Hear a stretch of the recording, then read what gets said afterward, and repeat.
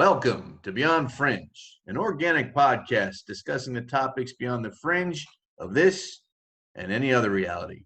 On this podcast, we explore cryptids, paranormal activity, lost legends, aliens, government conspiracies, historic mysteries, lost treasures, forbidden archaeology, and the edge of reality. I am the Cryptid Guy, and with me as always is my co-host, Daniel Tiny Hurst. Together, we explore the world beyond fringe. How we doing, Tiny? Man, I'm doing great. I'm doing better than I've done in about a year. For those of you who don't know, Tiny was sick for a little bit and wasn't able to move around as well as he could. And last night, Tiny was able to do something he hadn't done in about a year, and I was very proud of him. I'll let you tell everyone what you did, Tiny, because I don't want to get in your business too much. But it was I was very proud of you. I was impressed too. Well, it looked good. Well, I mean, you can't really get in my business too much, considering you were part of it last night. Yes, this is true. This is true. You know, that's just simply being able to take your tour, which you do tours for those that don't know, for the haunted Asheville tour here in Asheville. Well, it's an excellent tour. I definitely recommend it. I've been on it like 400 times now. Yeah, but it's always good having you on the tour because it feels like I got pals with me. Yeah. And it's a walking tour. It's about 2 miles? Right about 2. Right, we're about 8.9, 1.89, something like that. I saw it on my Garmin, my little step measure thing. I try and burn calories because I eat so many donuts. Right. Now I need some donuts. That's what I need right now. I love donuts, Tiny. I'm not gonna lie to you. That's like one of my favorite junk foods. Donuts and cheeseburgers, I could probably be very happy with. Okay, so we got to digress a little bit here. Yes, we do. There is a great debate that happens, and the debate has begun. You're still Appalachia raised, but you're a little bit more northern than I was raised. Yes, sir. So where do you fall on the Krispy Kreme Dunkin' debate? Tiny, I got to tell you something. I live closer to a Dunkin' Donuts than I do to a Krispy Kreme. If the old Cryptid Guy lived closer to a Krispy Kreme, I would probably be pushing 450 pounds. Now, I'm not going to lie to you. I have, when Mrs. Cryptid Guy goes out of town or something like that and takes the Blanche, the Cryptid and Paranormal Wonder Dog with her, I tend to eat badly. And the other day, I can't believe I'm going to say this, but the other day I went to Krispy Kreme. Remember I had to go pick up that stuff downtown I was telling you about? Yeah. I went to Krispy Kreme, and they had just taken the glazed out. You know what I'm talking about? And they were all warm. I ate a dozen of those in about 5 minutes. So, well, I got lucky, and my general manager brought myself and my boss, my site supervisor, a dozen donuts the other day, just out of the blue. And luckily enough, my site supervisor is one of them really strange people. We call them health nuts. Oh yeah, I don't understand that. He don't eat donuts, so I eat donuts all day. But see, that's healthy. They're nutritious. I'm not ashamed. Tiny, I ate a dozen. Yeah. Like one after the other. It was like I was inhaling them. I mean, it was like between the time I got to the Krispy Kreme, you know what the Krispy Kreme is I'm talking about, right? Yeah. All right. And that destination I had to go to, and you know where that is, right? Yeah, sure. Gone. What is that, less than a mile? Yeah, that's definitely something that I have done before. But they were so good because they were warm. They were just so good. Yeah. I want to learn how to make them. But I'm going to blow the debate completely out of the water. I'm going to go completely sideways on this debate. And I'm going to say that out of the two, I do prefer Krispy Kreme. However, Tim Hortons is the best donut I have ever put in my mouth. I have never had. Where's that? It is as much as I hate to say it, it pains my country soul to say this, but it is a northern chain that it's creeping down from Canada. Oh, And no, listen, I've been in Canada a few times and I've had some donuts up there. Like the apple fritter I had up there was the size of my head. And yeah, I didn't want to leave. well, And that when was awesome. I love I apple have fritters. a I have a Canadian friend, and he and I went and visited Canada for a couple weeks years ago. We stayed with his family. Awesome place, awesome family. I'd love to do it again, and actually do some investigating up there is what I'd like to do. That I would, the ability to do that would just be awesome. Yeah. One day I might be able to hook that up for us because he still lives up there. Um, but as we went to visit, he said, "Have you ever had a Tim Horton?" I said, "Well, what is that?" And he said, "It's a donut shop." I said, "Well, I'm always up for donuts." Look, I've been trying to get him to mail me these things. You That's can't how say good no they to a are. donut. No, it was the best Well, best I'll tell you donut what, food. Tiny, what we'll do is we'll use my Federal Express um, account and we'll have a couple dozen mailed down here. How about that? That works for me. I'm in. I'm not opposed to do that. I am not opposed to that. All right, so It's folks, business. It is business related. everyone here, everyone listening, first of all, thank you for listening. We hit 100 subscribers. That's awesome. That makes us feel amazing. But Yeah. And while Tiny's bringing this up, I just want to thank everyone so much.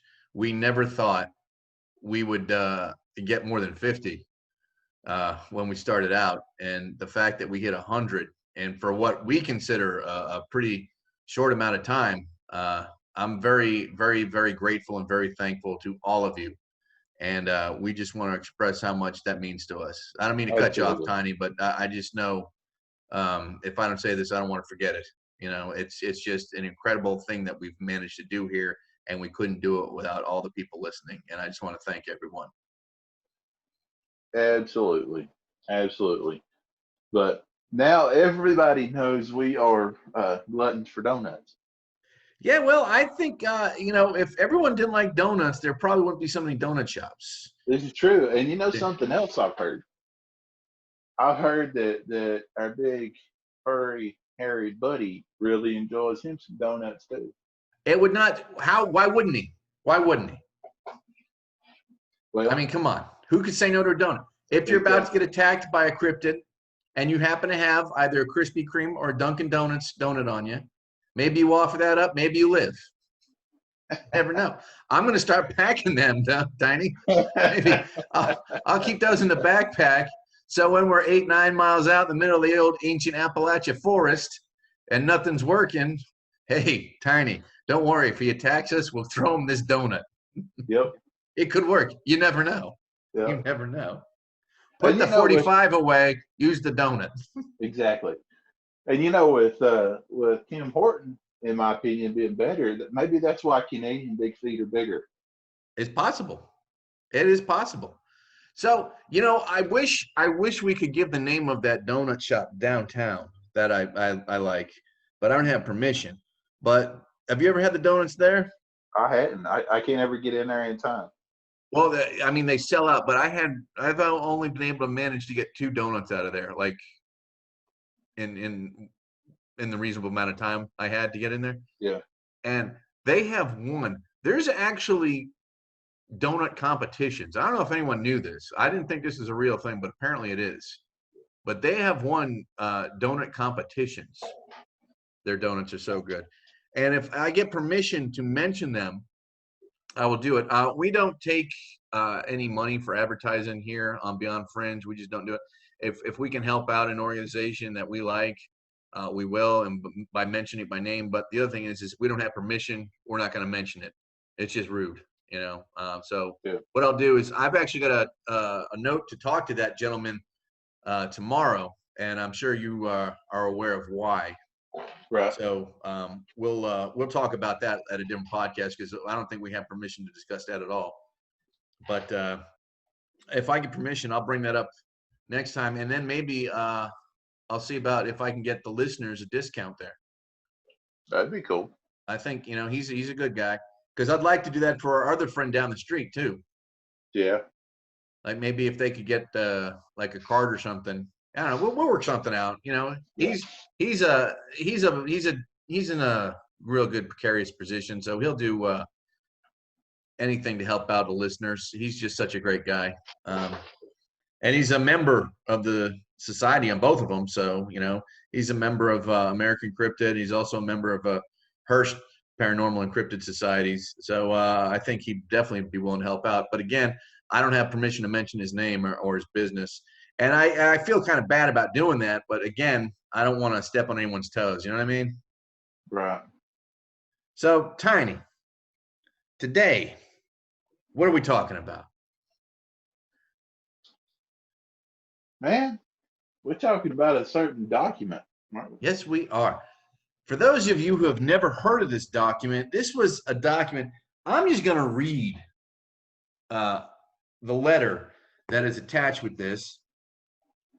And this was a manuscript written by someone that was allegedly I guess we would call an expert, Tiny, and you know how I feel about using that word.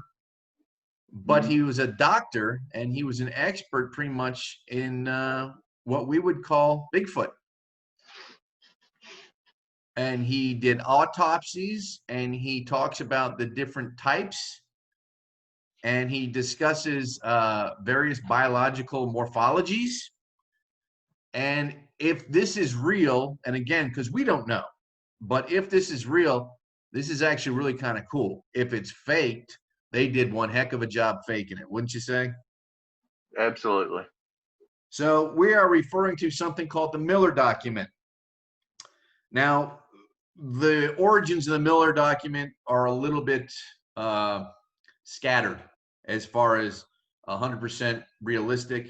Now, I know other shows and other podcasts have already dealt with the Miller document, and it's not new. It's from at least 05. That's when this gentleman died. But the information in it is still incredible. Now, I think this was sent to Linda Moulton Howe. I think. I am not 100%. Or it might have been Linda Godfrey. And please don't get upset with us for having the wrong name on this one, because I just don't know which one it was. I'm not sure which of those two fine people that went to. But this is the letter one of them got. And it says, "Dear Linda, I am not clear as to the best way to handle a manuscript written by my grandmother's half-brother. He died in 2005. He had no children or relatives who lived except my grandmother. Apparently, he sent a box and left it in the box without my knowledge or my mother. It was in the attic of my grandmother since 2005. Amazing age, 92. My grandmother recently passed away, and my mother and I were going through her things and found this manuscript. I do not know if it is authentic, but I wanted to share with anyone who might know what to do with it. English is a second language, so I look to you, Linda, to be the nicest person on the internet now when it comes to Bigfoot. Then I'll send it to you. Written original manuscript is by hand and has been neglected. So a friend transcribed it to write to you. I do not know what to do with the original, so we have sealed it. So we have sealed it, and it says by Aurora. You have full permission to read the manuscript below, titled "The following is written by Dr. H.A. Miller on your 2 block, sincerely, Sophia." So that was the intro letter. And again, I'm not sure if that was to Linda Moulton Howe or Linda Godfrey. It was probably to Linda Godfrey, but again, I don't know, and I don't want to misspeak. And this is about a guy. His name was Miller, and he was born in New England on December 12th, 1909. And basically, he's in this first part, he's talking about his upbringing. So the following was written by Dr. H.A. Miller, born in New England, December 12th, 1909. I was the first and only child of Christina and Arthur Miller.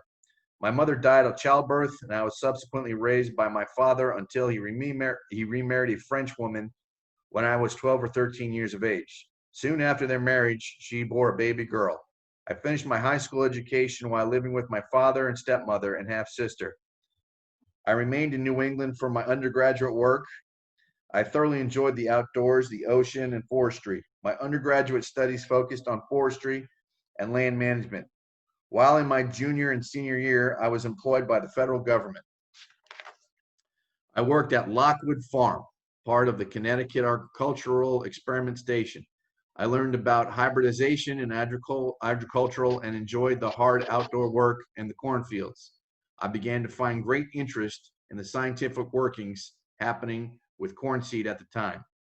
I completed an additional year of forestry science and graduated in 1930 with an AB from Yale University and an MF in 1931.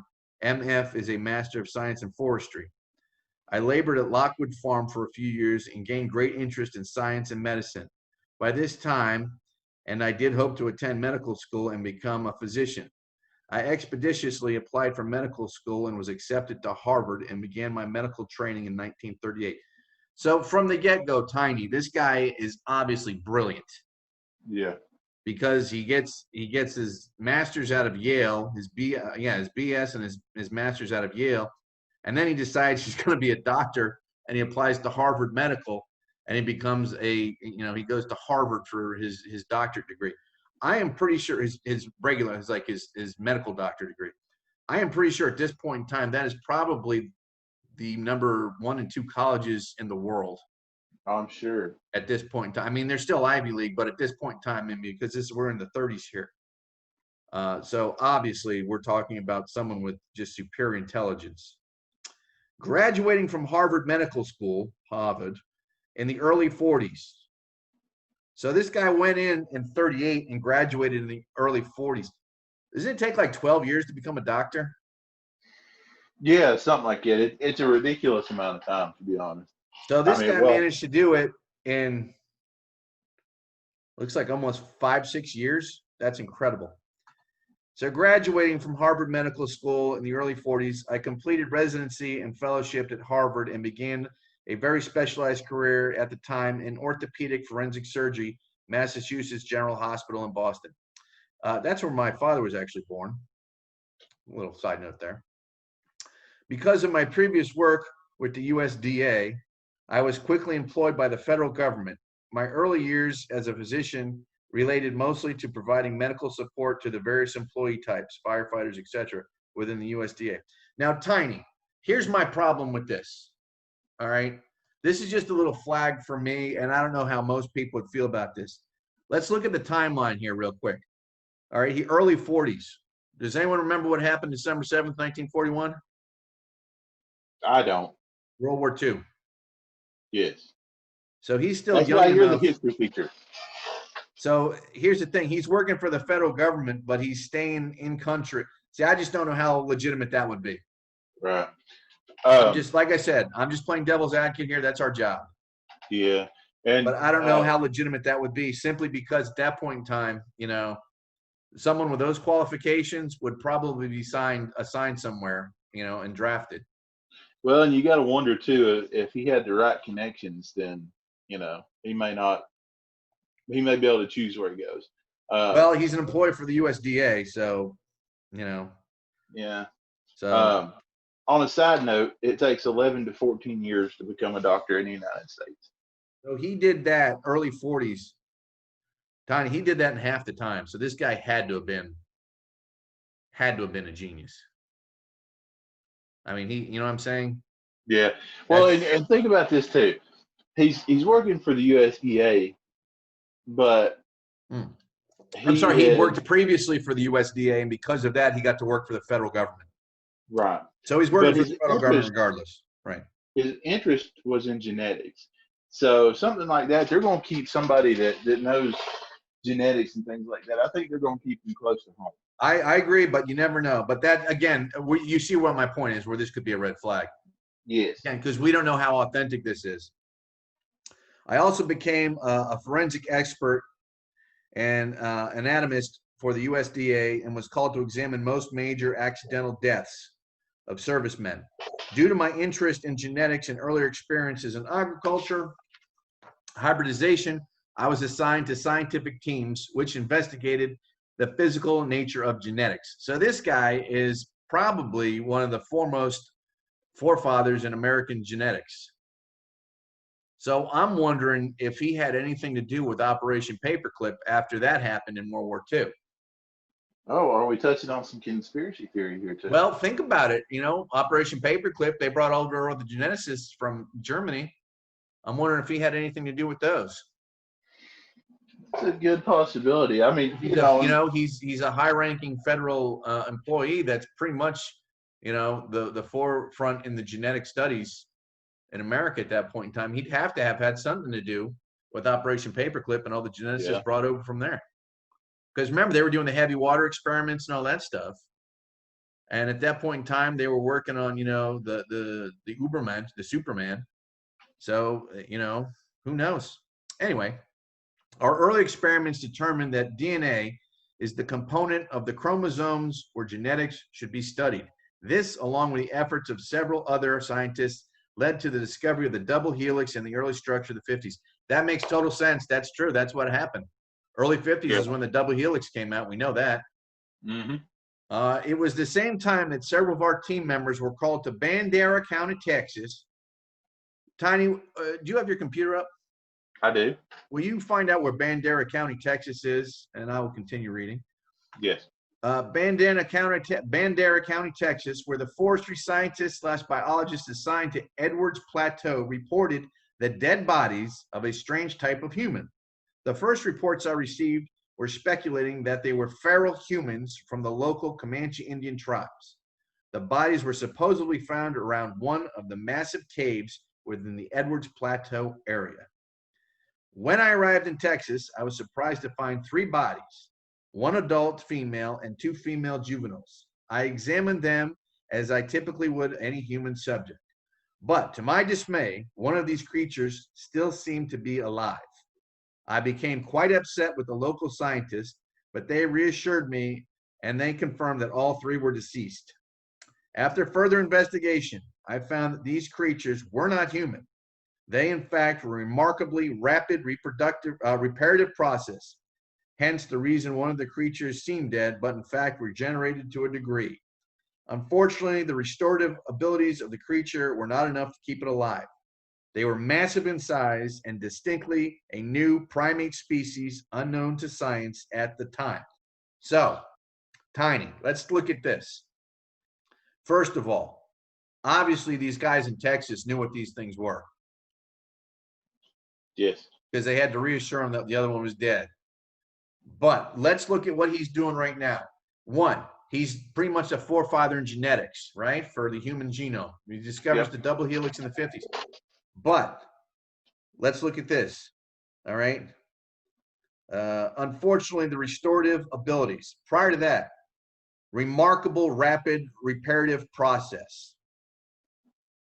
All right. So you're going to tell a geneticist to come examine some bodies that have, quote, a remarkable rapid reparative process. In other words, these things heal incredibly fast.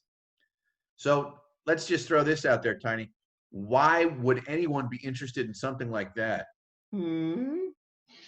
Yeah, regenerative, super healing. Exactly. would be great for a super soldier. So let's take this one step further. Now, we both believe that our hairy buddy's real. There's no doubt in my mind. Mm-hmm. So if one was to able, or if science, now this is from the 50s, early 50s, if they were able to figure out and isolate the genetic material from a Sasquatch and isolate the genetics that give it rapid recovery, remarkable rapid reparative process abilities, or super healing, what do you think they do with that? Well, I mean, anything the government can militarize, they will. So basically, let's look at this. I'm a firm believer that Bigfoot and human beings share a lot of the same DNA. Mm-hmm. So I am not a geneticist. I am not a scientist in this aspect. I'm more of a social scientist. That's, my first degree was in psychology, and I was trained as a social scientist. But I'm willing to bet you that those modified genetics would probably do real well in a pink hairless primate. What do you think? Absolutely. There you So go. realistically, this could be the forefront to having a real life type Captain America situation here. What do you think? Yeah. I think it would probably turn more Wolverine type, but yeah, you're right. Well, I don't know about, well, you're right, because there probably might be a feral aspect in it. We don't know, but if they can isolate the genetics that just give the super healing and the strength. I mean, can you imagine having the strength of a Bigfoot? Yeah. Well, and to be fair, we're talking on the fringe stuff here. Mm-hmm. Yeah, if the government is going to create a super soldier and weaponize a super soldier, they're going to be one of two things. They're going to want full control, but they're also going to want that feral kind of berserker type aspect to it. I'm glad you mentioned that, Tiny, because that's what you'd probably want, is that berserker mentality where the rage takes over. And, any situation they're put in, they're probably going to win regardless because of the rage, Yeah. For those of you who don't know what berserkers were, those were actually Vikings. They were known to basically drink some hallucinogenics that were made from mushrooms, paint themselves blue, strip down naked, grab a couple weapons, and just run into battle. And most of the time they won. But they just put themselves in this state of just raw, I guess rage would probably, focused rage. I think that's probably a good term for it. Would you say, Tiny? Yeah, I would agree with that. So if you could do that with like having superhuman strength, I mean, honestly, guys, I know this sounds like comic book stuff, but I mean, if this document's true, I'm sure that's what they were working on. Oh yeah, absolutely. They've been working on stuff like that for years. Well, I agree, because my firm belief is they've known these creatures have been around since we've been in this country. Again, we know for a fact that Lewis and Clark spoke about them in their journals, the wild man. That means Jefferson wouldn't have known about them. If you look at the way the national park system is set up, I'm a firm Roosevelt, the Bauman incident. We can go on and on with this. We've talked about this on prior podcasts, but let me keep reading this. So I spent years studying these creatures. Okay, so now he's basically telling you he's a geneticist, and he's talking about studying these creatures for years, which are scientifically known as I hope I'm not butchering this. Cebidate Lidae.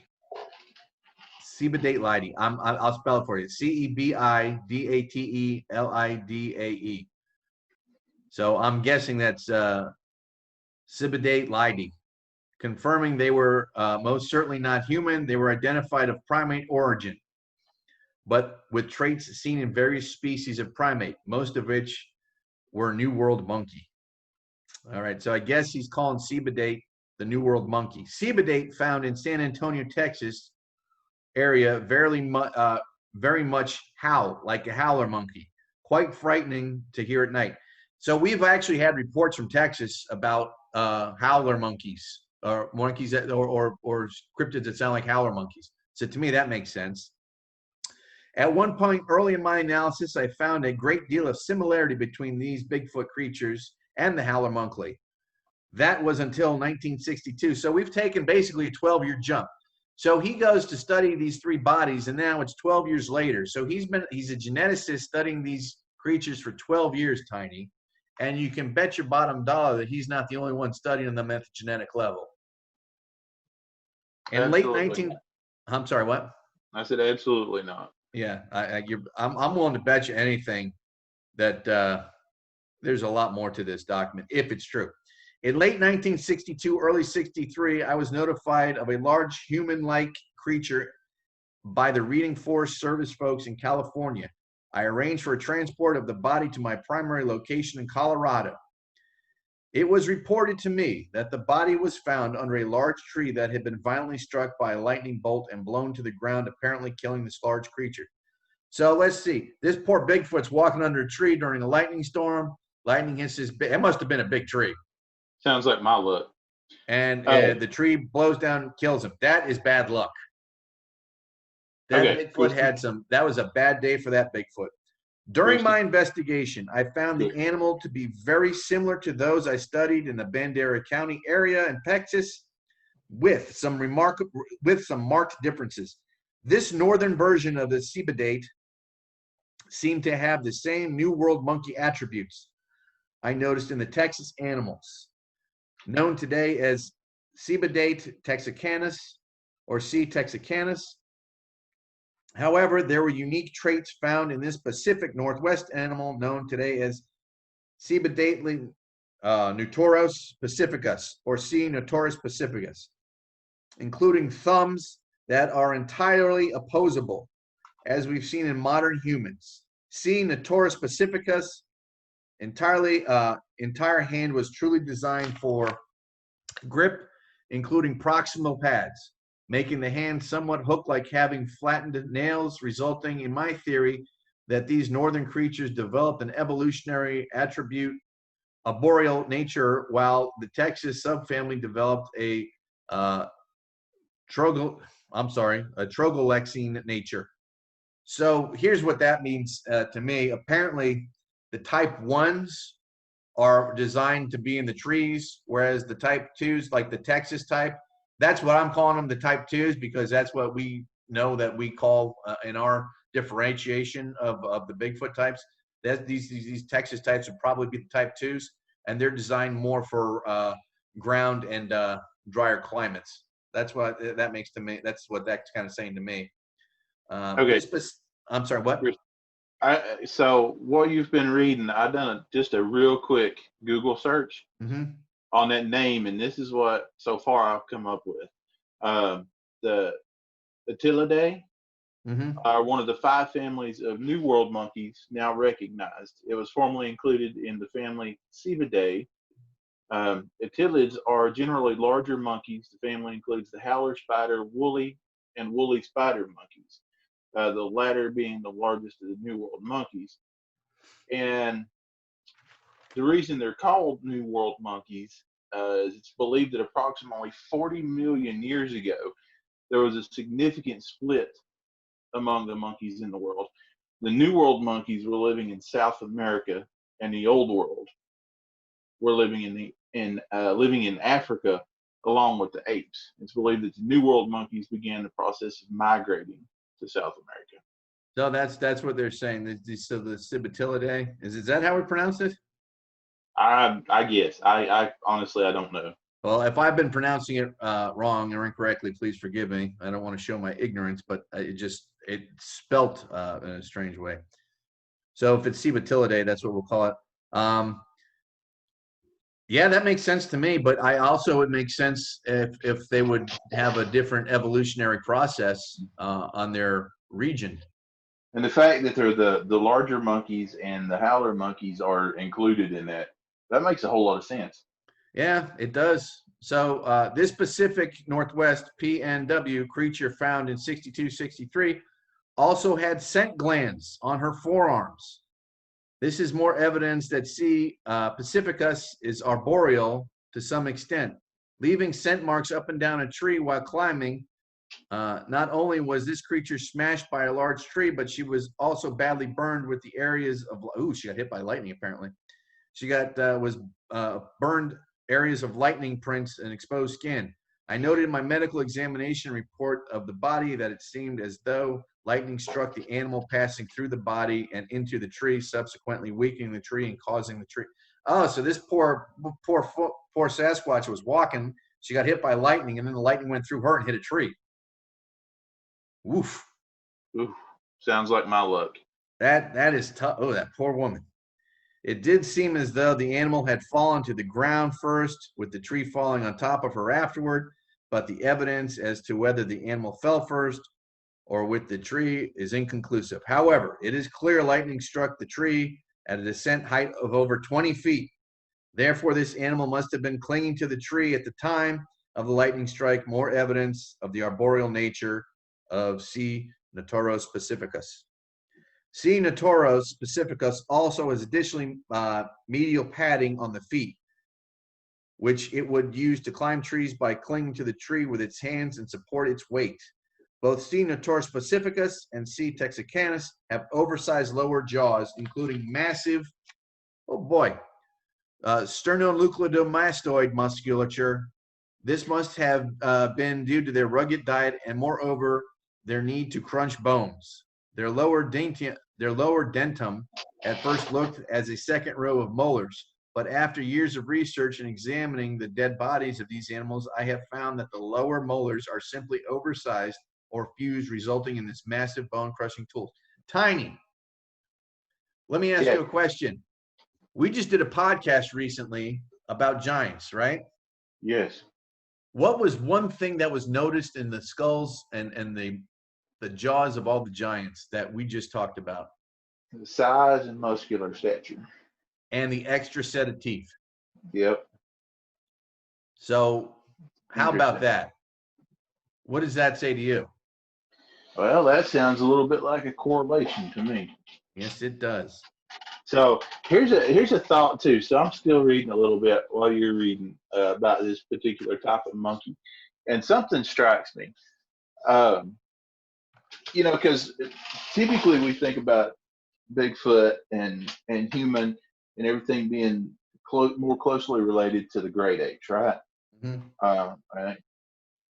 And I don't know the genetic signatures and all, but I think genetically speaking, we're closer. If these things are closer to monkeys are small.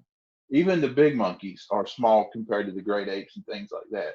So where would be the correlation between the genetics of the monkey and the genetics of the great apes and us?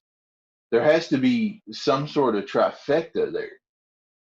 You know what? That's got to be the missing link aspect, Tiny. Because all along, I've always thought if they were part of anything, they were part of, Gigantopithecus line, which in my understanding was a great ape, not a monkey, but an ape. Right.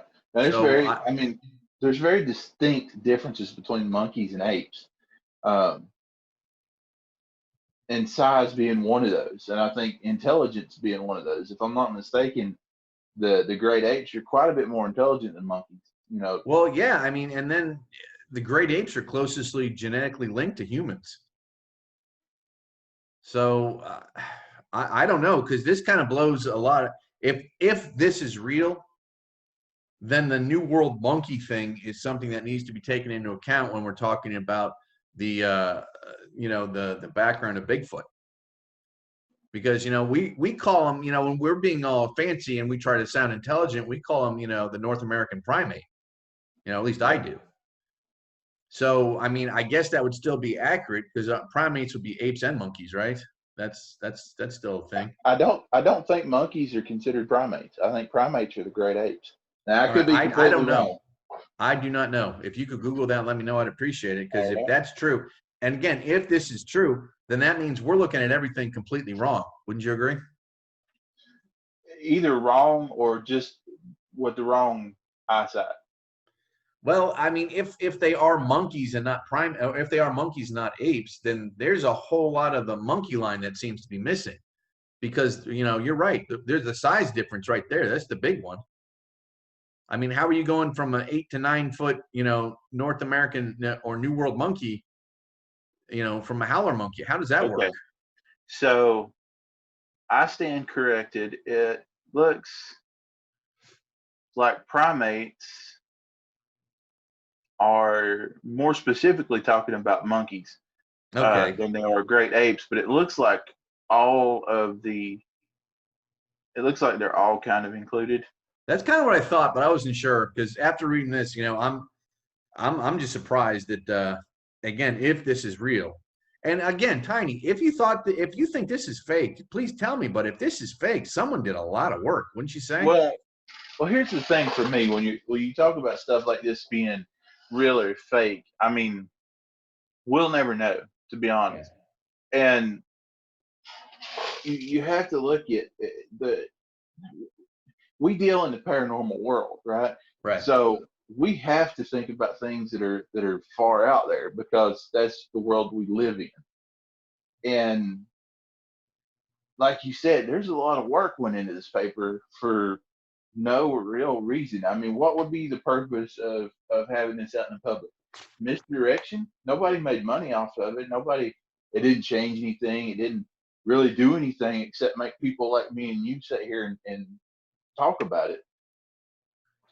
Well, I mean, you're What would be the absolutely right. purpose? And again, I have never really spoken to anyone else about, the legitimacy of the Miller document that I would trust as being an authority. Does that make sense? Yeah. And, while we were looking at this and deciding to do a podcast about it, it's one of these things where it's like a MacGuffin. It's an unknown. Is it possible? If it's possible, then it answers a lot of questions. Yeah. If it's a fake, then whoever wrote this needs to write a book because they're going to, make a lot of money. Yeah. Does the Okay. timelines line up? Okay. So here, just to backtrack slightly, according to the Encyclopedia Britannica, in zoology, a primate is any mammal of the group that includes the lemurs, lorises, tarsiers, monkeys, apes, and humans, with possibly over 300 species, and So it's the third diverse order. So we could still call, Bigfoot a North American primate, be right. Yes. All right, good. Because I still like that word. Makes it sound so cool. Yes, we study the North American primate. So due to their jaw size and bone-crushing dentum, it is also clear that all subfamilies of this creature are omnivorous, predaceous, and opportunistic. Here it is. Omnivorous, predaceous, and opportunistic. So every time we talk about someone missing in a national forest and someone says, oh, hey, man, Bigfoot wouldn't hurt anyone, man. They live in peace, man. They're the friendly forest giants, man.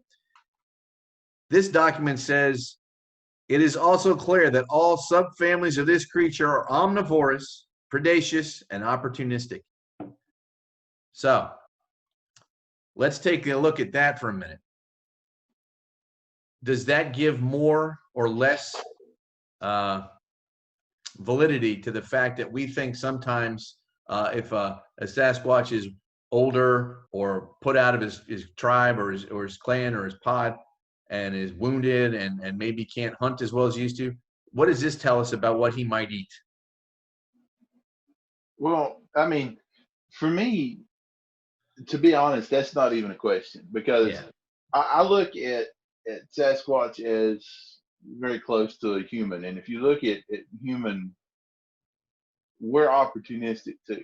We'll eat what we have to eat to survive. And if supposed, and you can't see my air quotes, but I've got air quotes going, if a supposed higher intelligence will do that, what will a more animalistic one do? This is true.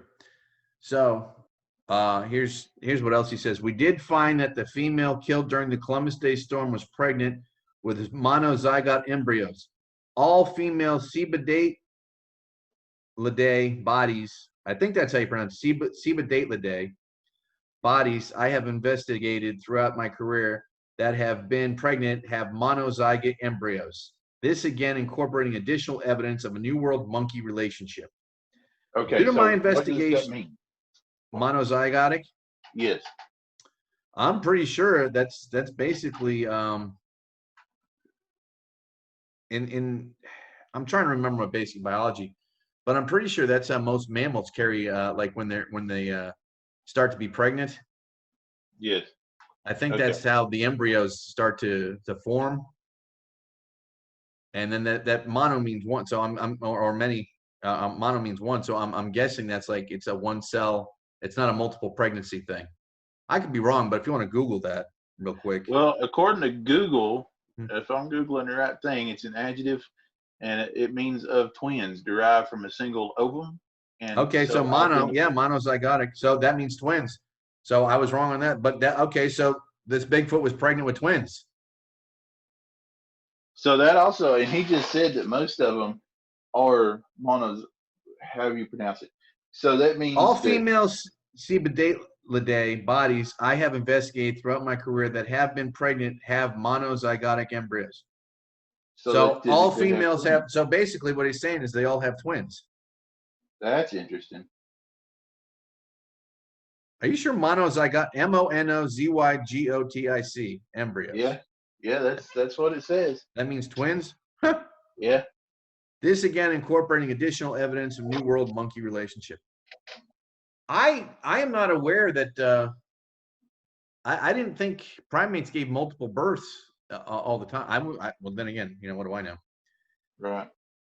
Due to my investigations in the 50s, bodies in Texas, and the 1960s, Pacific Northwest Columbus Day storm body, I submitted to the Department of Agriculture that this is a new plateritine species and that a new family under the Parvador should be created. Fellow scientists of mine disagreed, given the fact that the creatures we examined in both cases were obviously bipedal and caratini in terms, and their nostrils facing downward. Old world monkeys. And I don't know if I spelled that or said that right. It's Catarrhini, or Catarrhini. So Catarrhini in the terms of the nostrils facing downward, like old world monkeys. However, the juveniles we have examined are much more. I'm sorry, what? So the great apes. Yeah. Platyrrhini in the terms of nostril breadth and in position. I won the debate at the end due to the fact that no evidence thus far demonstrates that these creatures crossed over from the old world, but are simply New World monkeys adapting to their various stages and areas within Northern and Southern America. So tiny, that last two words, and Southern America. So that means there's Bigfoot in South America. Now, well, I mean, that would only make sense. Right, but how many reports do we get about that, or how many times do you hear about that? I don't think I've ever really heard any, to be honest. I have only heard about dogman reports in South America. But to be fair, there's still so much jungle. Oh, I understand that. No, I'm with you, but I'm curious as to how we could research more about Bigfoot reports in South America. Now I've heard some reports in in the outskirts of Texas and Arizona, things like that. But I've never heard of blatant reports from South America. Well, we're in luck because I have some connections I might be able to talk to. Excellent. We will come back to that later. I have since retired, and I know some new University of Utah-based scientists and Idaho who understand the genetics a bit better. Idaho, isn't that where Dr. Jeff Meldrum is? Mm-hmm. Their findings are not only supporting my original theorems, or at least I am told, these molecular biologists will soon understand the similarities with the humans. Once the Human Genome Project is complete, as a result, I still refer to Sasquatch species as Cibotillidae, Cibotillidae arcos, Cibotillidae neuropacificus, Cibotillidae symphos, Cibotillidae armaricanus, Cibotillidae tecanus, Cibotillidae amazonia. Amazon. So maybe that's where they are, in the Amazon. Now I wonder if they'd be more similar to the Myakka skunk ape. Maybe that's what that Cibotillidae amazonia would be. It wouldn't be a type 2 like we think it would be. Maybe it's a whole different subspecies altogether. Well, just on a real quick search here, it's looking like Chile and Argentina has Yeti-like creatures. Well, there we go. And then there's been reports of giants too. It would not surprise me because if you look at a map, look at how big Chile is. I mean, it's in the Andes. I mean, they've got all that forest. There was a whole civilization up there that disappeared. Mm-hmm. So who's to say? Any of these species found outside the New World must have migrated from the New World. All of my experience with a primate has been post-mortem, save a few unique experiences in the wild. To my knowledge, a live specimen has never been captured except for once in Northern Research Station in California. However, the animal did not survive in captivity and died only after several days. I, of course, examined the body. There are many rumors that this captured Sasquatch was somehow magical and could shapeshift, and that is why it couldn't be found.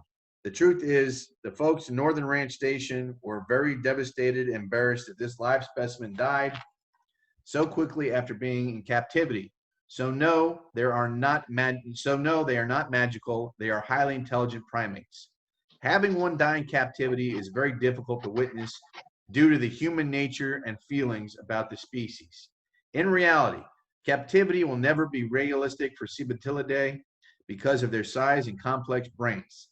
Similar to captive white sharks, these species cannot thrive in captivity and quickly die as a protective mechanism. Wow. That's insane. I mean, he's basically saying that if you capture it, it's going to die as a protective mechanism.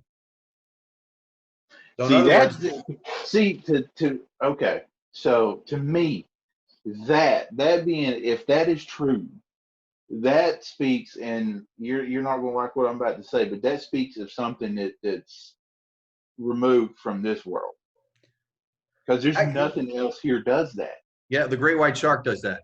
Does it? You cannot. Yeah, they tried keeping a great white shark alive in captivity. I believe it was in a California aquarium. I want to say it was a San Francisco aquarium, and as it was swimming around, it was having like this little, every time it swam by this one point of its aquarium, it'd have like this little hissy fit, like it'd kind of freak out. And it ended up dying after like 2 or 3 days. But they tested that area, and there was like a small voltage issue. Yeah, because that's what they use to hunt. But it was like short circuiting the shark basically. So yeah, I mean, but that does speak. Wow. See, that's crazy. Mechanism. So they would rather die than be studied in captivity. That's a huge amount of intelligence too. I mean, what is that? Yeah, but what does that sound like? I mean, to me, that sounds like a human being. Wouldn't you rather be dead than be studied in captivity? Exactly. That's a huge amount of intelligence. That's much more than people give them credit for, if that's true. Wow, Okay, so slightly off topic, as I'm researching a little bit. The first mention of Bigfoot in South America, the first reported, came from the voyage of Magellan and his crew. No kidding. Who claimed to have seen them while exploring the coastline of South America en route to their circumnavigation of the world in the 1520s. Antonio, Gaffetta, one of the expedition's few survivors and chronicler of Magellan's expedition, wrote in his account about their encounter with natives twice a normal person's height. They saw naked giant men on the shore, dancing and singing and throwing dust on his head. I won't read the whole thing, but that's just a little bit. I mean, think about it. That sounds accurate for some of the stuff we've heard. Yeah. And think about, why would they be on the beach to eat? You know, a lot of food supply. Mm-hmm. Yeah, maybe they crustaceans. Maybe they're fishing. You know, exactly. If they're that intelligent, and we know that some primate species fish. So, and not long ago there was a video surfaced of these people. I think in South America. I'd have to look it up again, but there was several of them on several boats. They were just taking like a little tour around, and there were these monkey type creatures standing on these rocky shorelines around these little islands. They were standing upright bipedally, and it looked like they were fishing. Wow. So, I mean, you never know. I have spent a great deal of my career as an expert for the federal government concerning Civetilidae throughout the world, including the bodies recovered in the 80s due to Mount St. Helens eruption. We made many recommendations to protect the species, but the DOI has constant concern regarding the impact of such decision due to the vast number of areas this species inhabits. Such a decision would have potential negative impacts on the natural resources industry. The USFS is now working more towards creating protective wildlife refuges for Civetilidae. The USFS and the DOI is recognizing now that the natural resource industry is not the economic center as it once was. So a final decision has been made to finalize the Class 1 identification of the species. There is a 20-year plan to incorporate all wildlife protection areas throughout many areas of the United States to ensure federal land protection for the Sela Tibidae, starting with California, Colorado, Idaho, Oregon, Utah, and Washington. I was upset by this decision because the first local location and the species was identified scientifically was Texas. I petitioned, and as a result, the Government Canyon State Natural Area will be protected, opening to the public and expanded in Bexar County, Texas. The long-term plan will be to open each of these designated natural areas to the public. Once the designated Sela Tibidae natural areas are open to the public, the DOI will announce the species as endangered New World primate. I am not sure if this will happen, and the Government Canyon State Natural Area will not be open to the public until 2005, and then expanded later in 2009, and again, and then 2012. This will all happen long after I am dead, I'm afraid. I just want to say, I think that did happen, Tiny. I think Obama expanded all that. I think that actually did happen. I am currently still living in Colorado, and I have attempted to journal my experiences with the discovery of this new massive primate. The species is amazing, powerful, and definitely deadly if angered, like any animal. It will protect itself, its food source, and its young at all costs. Arterial Selidae are Sela Tibidae's primary source of food. It is imperative that the federal government continue to designate natural areas, otherwise the scarce food resource available to the Sela Tibidae will result in a more opportunistic feeding behavior and closer interaction between humans and Sela Tibidae. These creatures and human beings simply do not coexist. H.A. Miller, MD, PhD, now deceased. Wow. Okay. So you sent me down a side rabbit hole. So I'm going to tell you something else I found. Okay. On top of what we're talking about. So I am listening. And this is how this is how stuff happens. And normally we don't do it while we're talking, but it just so happened we needed some more information, and it leads down rabbit holes every time. So, and this is something that I might actually be able to look into further, because I do have a couple of contacts that have some relatives and things in South America. So that being said, Patagonia is a sparsely populated region at the southern end of South America. It's shared by Argentina and Chile. The region comprises the southern section of the Andes Mountains, lakes, fjords, glaciers, and it also has deserts, tablelands, and steppes to the east. And do you know what Patagonia translates to? I do not, but I know their clothes are expensive, but they last a long time.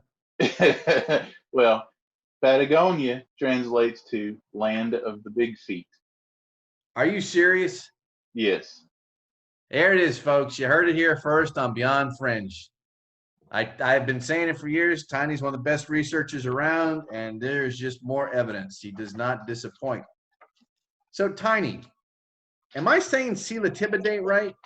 I don't know. How was I pronouncing it earlier? We're going to have to go back and edit that so I don't sound completely ridiculous.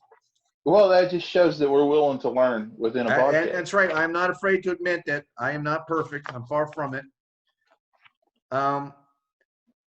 That document, if it's real, Tiny, what does that do for us in cryptozoology? Well, in some ways that leads credibility to a lot of things that a lot of us have thought. And then it also adds some, the credibility would be lent to, what the government knows about these things. They've known about these things for a long time, blah, blah, blah, blah, blah. And we've talked about that before in other podcasts that we believe that you're tracked and so forth. That would lead credence to that. It would also say that we've been right about a lot of other habits, and those of us that have screamed for so long that they are smarter and more intelligent than you people give them credit for, that would lead credence to that as well. Well, not only that, they're also genetically designed for the area in which they inhabit. Yes. So again, I'm a little upset that they didn't talk about anything in the Appalachian Mountains. Well, he died before he got here. This is true, but I'm surprised he didn't do any work over here. Or maybe there was another scientist. Maybe they broke the country in half or in quarters. You never know. You know what I mean? Yeah, well, and two, it may just be a document that hadn't made its way out yet. That is true, because maybe there's more of them in this general area. Because the other thing he doesn't talk about numbers. Yeah. If they're monozygote and they're giving birth to twins every time they give birth, that kind of. Okay, so I'll tell you something else this document did, as it's caused us to have to do a little bit more research. Oh yeah, I mean, we should probably have read. You know what, Bud? That's why we're an organic podcast. We don't want to pretend that we know more than we do. If we don't know something, we're blatantly honest about not knowing it. That's why, if I'm reading something, Tiny's going to look it up and tell me what it means. That all that does is tell the viewer and the listener that we're honest about what we don't know. And neither one of us is a biology major. I mean, so I'm just kind of blown away. If they all give birth, they can always give birth to twins. I mean, that's kind of what that says to me. Yeah, that kind of makes sense though, because I mean, if you listen to all the reports, I've heard many reports where like they'll see the mother walking with two little babies. Yeah. Or there's always two little babies or two little young ones. But if they always, I wonder. Well, and see, that just leads into other questions like, how long's the gestation period? Yeah, exactly. Because if there's a short gestation period and each female always has two kids, and how is the population not just extreme? Well, and the food supply they were talking about, that's basically, hooved animals like, deer, buffalo, bison, elk, things like that. So that's why he says that, that's what they usually feed on. That's their main source of food. There's never been more deer in this country than there are right now at this point in time. So to me, that population, if you have more food supply, you're going to have more of a population of the animals that feed on that food supply. I've said this before many times because my theories about how this works. This is why I think we're having so many more sightings. But this document kind of proves what we've been saying all along about the fact that the population is growing and growing, because they basically talk about how they're going to protect them in that population in that certain area. Yeah. Now the problem is, and the way I see it, and I think you and I are the same, there might be like a population boom, and then at that point, what do you do? Well, maybe that's why the government's working so hard to bring back the woolly creatures. It's possible, because maybe they work, maybe they coincide, they work together, or they were just like they were a symbiotic relationship. You know what, Tiny, you just don't know. You don't. And that's why we do what we do. You don't know, and that's why we're just, we give but you guys something else that hit me as you were reading that is they were talking about the strength of the jaw and the teeth and everything, and then said that is directly related to the need to eat bone or crunch bone. Crush bone, right? So why would they be crushing bone? Is that why we've never found like, a Bigfoot kill site? Well, the marrow in the bone is where all the real protein and stuff is. So I mean, maybe that's what they're doing. Maybe they do that. Because I've heard people say, even some people we trust say that a lot of times they'll just eat the organs and soft tissue and leave the meat. They're very particular about what they eat on some things. That Black Mountain report we got a couple of years ago with the hunter, he said it left the carcass, or it left the carcass and took the gut pile. Right. When it came up behind him and kind of threw him out of the way. So basically what happened, there was a hunter hunting not too far from Asheville. He got a deer and he starts to process it. and he's got a gut pile, and he said he got basically picked up and thrown away like 10 feet out of the way, and he looked over and this massive creature just picking up the gut pile and walking off with it, left the carcass. So, I mean, maybe that's just what they do, because there's more organ, the organ meat's where all the protein and nutrition is. So who knows? But this document, I'm glad we did it on this one, because this is a document, we can revisit this time and time again. And if people have comments or want to tell us what they think about it, you can put that in the comment section. And if we need to do more research, we will. Or maybe maybe somebody that knows more than we do about some genetics happens. Oh yeah, if a geneticist or a biologist could tell us what we're doing here, or zoologist, because I still don't know if it's pronounced Cibatilidae. I don't know, yeah. But I'm hoping I don't butcher that too bad. But the implications for that document, and I know it's not new, and I know other people have talked about it, for a long time, but we're just revisiting it. And to me, it makes a lot of sense. It sounds good to me. Now, Tiny. Yes. I wanted to go over something real quick with some people here. And this is from the United States Department of the Interior, National Park Service. Now, I sent a request in for some information from the National Park Service. And there have been a lot of people that say, oh, they never reply, you never get anything back, blah, blah, blah.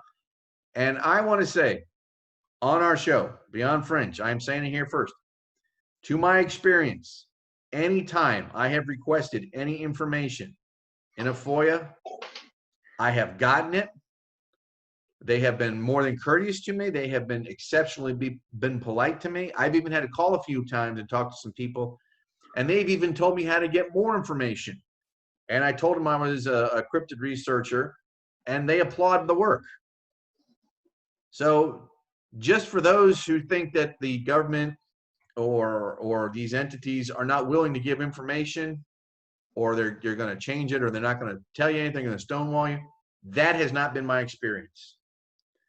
As a matter of fact, one of the people I spoke with was incredibly polite and told me more than I needed to know and told me how to get things done quicker. That said, when I asked for some of the files, I got them, and some of them were redacted, and I do not know why they were redacted, but they were, because the information was obtainable pretty much anywhere on the internet. So I just wanted to make that comment. Do you have anything to say about that, Tiny? That's reaching out like that for these documents. That's something anybody's capable of doing, right? Exactly. And the thing is, honestly, I know a lot of people say, oh, you're never going to get it. They don't want it. That's not true. Some of it might be redacted. And if it's redacted, it's because it's probably a privacy issue with family members, things like that. But I have always had good luck. The Park Service, I can't say anything bad about them, Tiny.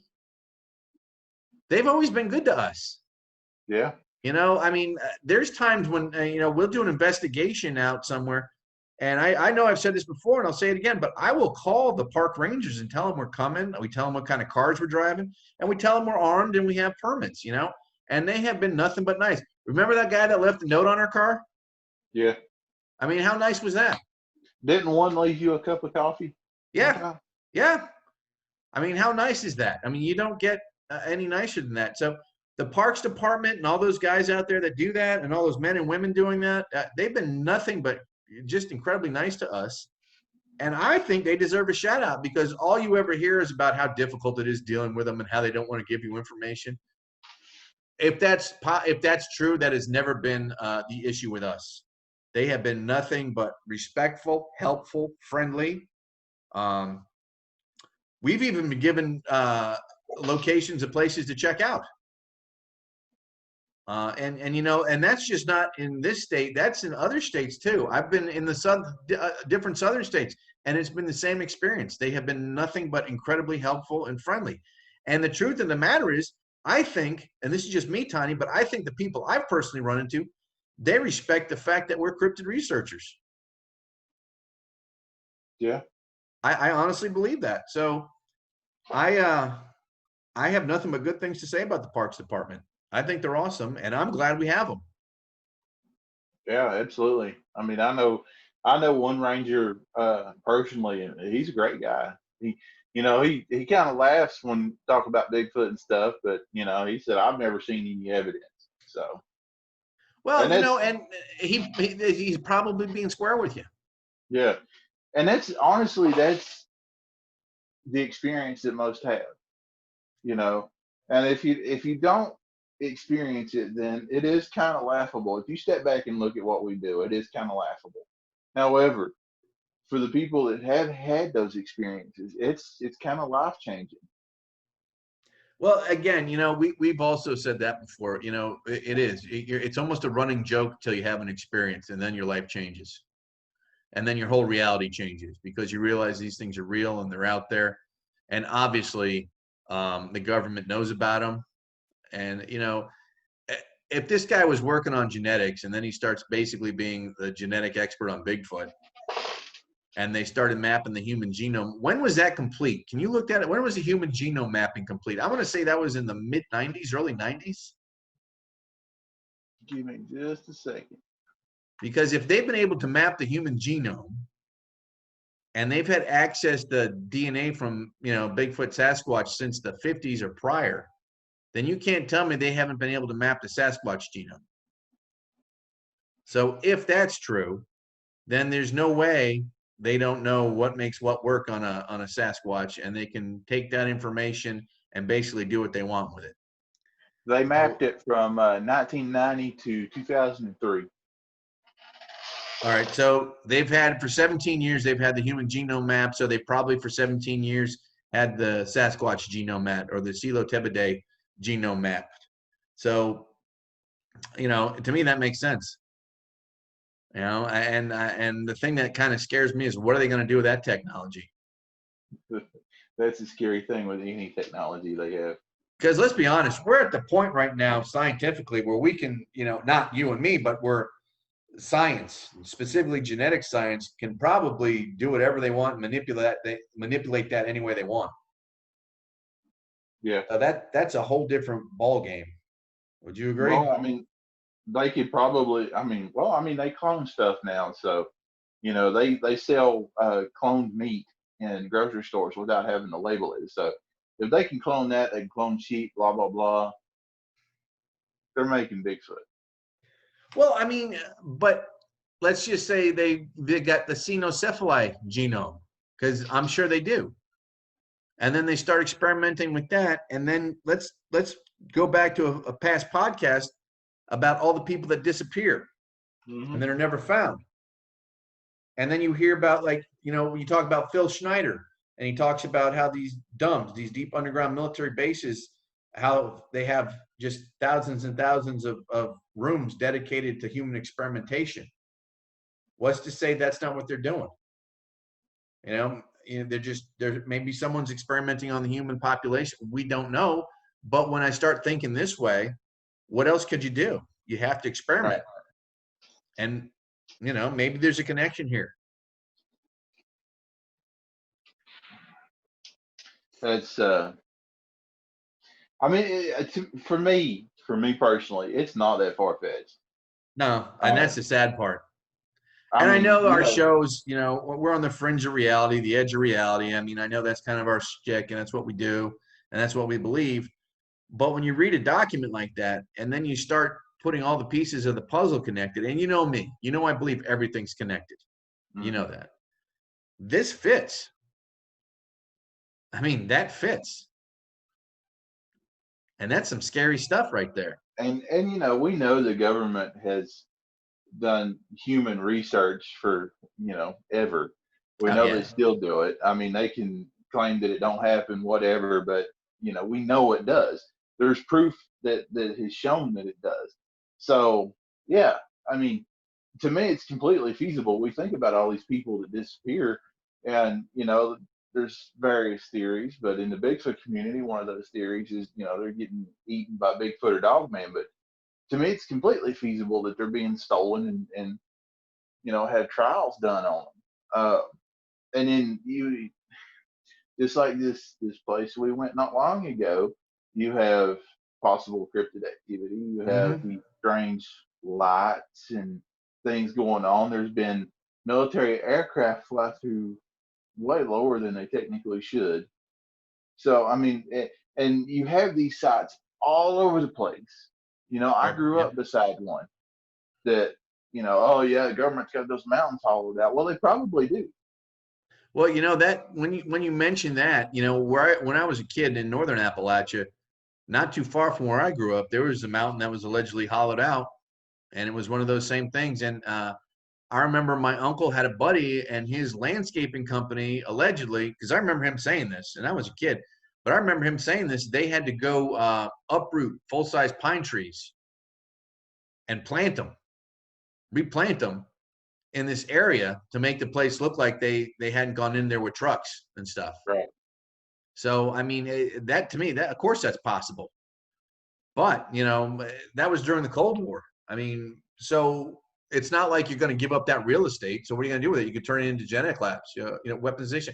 I mean, realistically, if you can isolate the genome for the super healing, as you dubbed it, and the strength, you do, and you can inject that into a human being. You literally have Captain America right there. Yeah.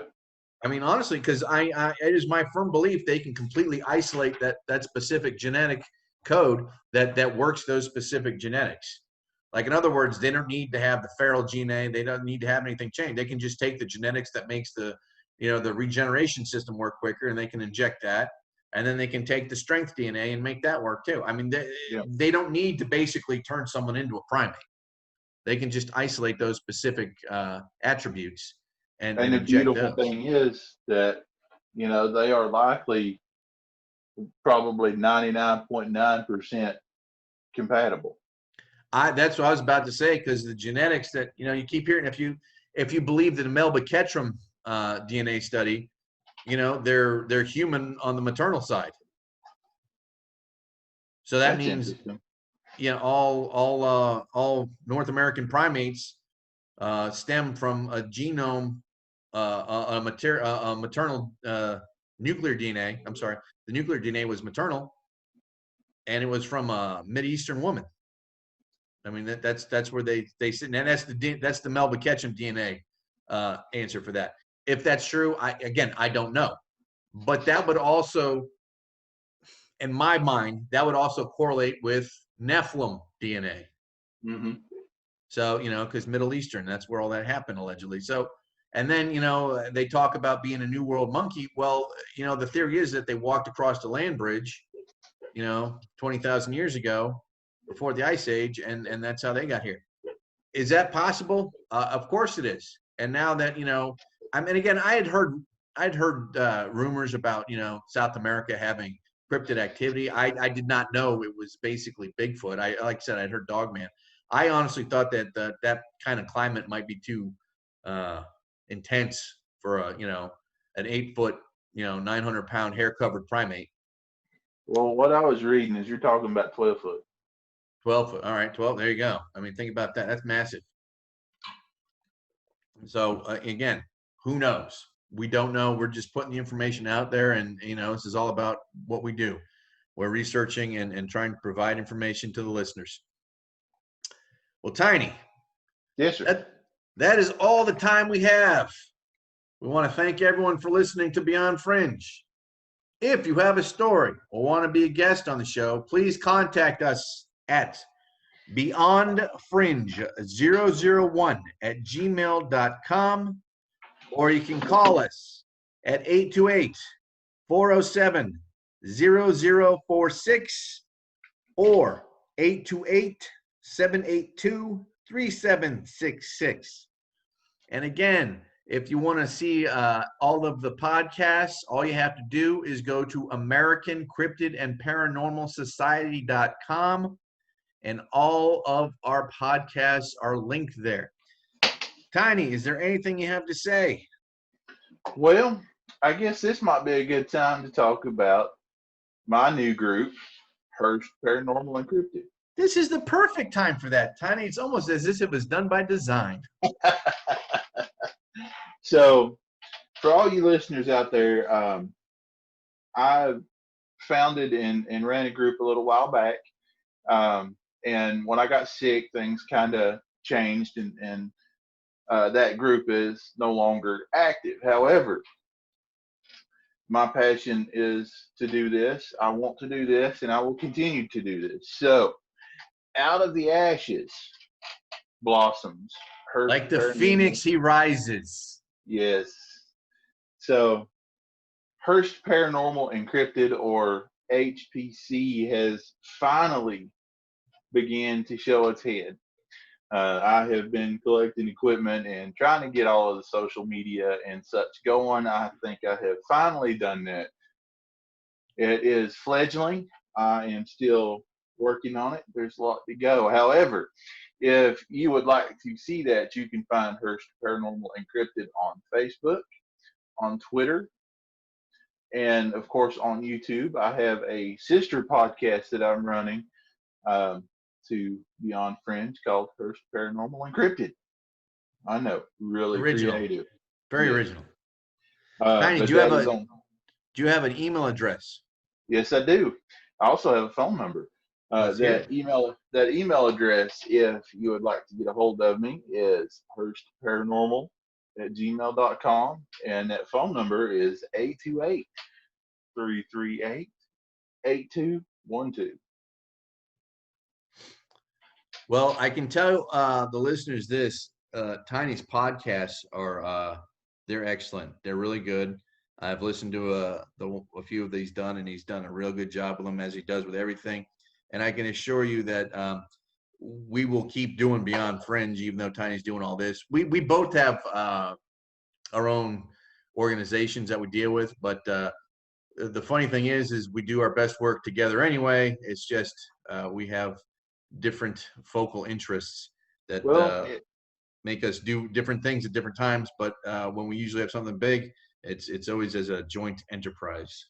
Christian, the way that I view it is we are the body and our organizations are the arms.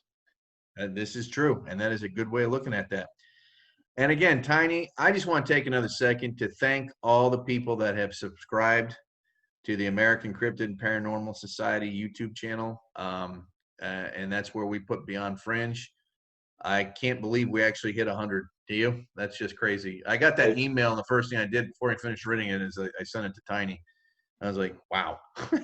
So we're just so thankful to everyone. We must be doing something right. Finally, yeah. Well, I am the Cryptid Guy. Tiny and I would like to thank you for listening. And remember, my friends, knowledge is power.